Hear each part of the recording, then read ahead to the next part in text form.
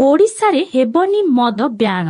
ओडिशारे मद बंद हेले कमिब राजस्व एने स्पष्टीकरण देइछंती अबकारी विभागर वरिष्ठ अधिकारी।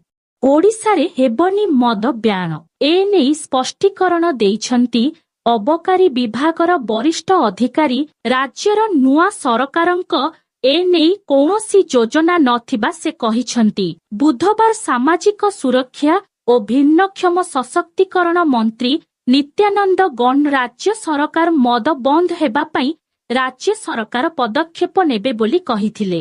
राज्य प्रथम करी भाजपा सरकार गढ़िबा परे आसंता अगस्ट 15 रु ओडिशारे मद कारोबार निषिद्ध हेबो बोली किछि दिन तळे सोशल मीडिया रे भाइराल होइथिला। एहाकु सूचना और लोक संपर्क विभाग पक्षरु अस्वीकार करा जाइथिला। आउ गुरुवार अबकारी विभाग तरफरु मध्य मंत्रींक बयानकु खंडन करा जाइछि। तेबे रातिरे मद ब्यान नेई मंत्रींक बयान और सकाळु ताहाकु विभाग द्वारा खंडन करिबा काहा मध्यरे ताळमेळ रहुनाही।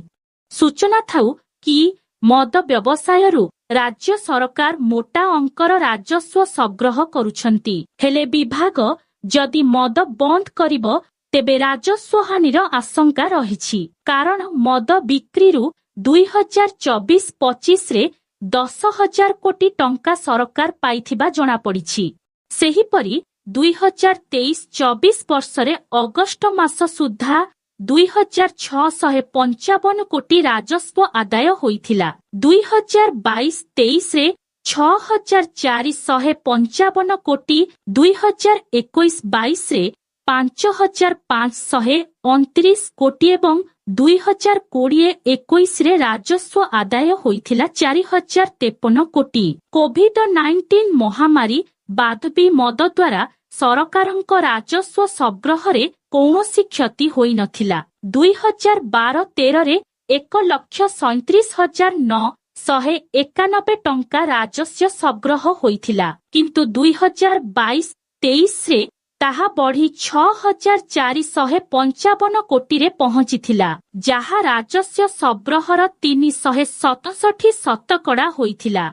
सर्वाधिक राजस्व भारत निर्मित विदेशी मद IMFL और बियर रे अधिक टिकस लगाइबा द्वारा आसीथाए। राज्य रे 1928 किसमर मद दोकान रहिछि। सरकारी स्वीकृति प्राप्त मद दोकान मध्यरे थिपी बंद मद दोकान 1,163, थिपी खोला मद दोकान 702, थिपी खोला क्लब 19, बियर पार्लर 56 एवं 36 मिलिटारी कैंटीन रहिछि।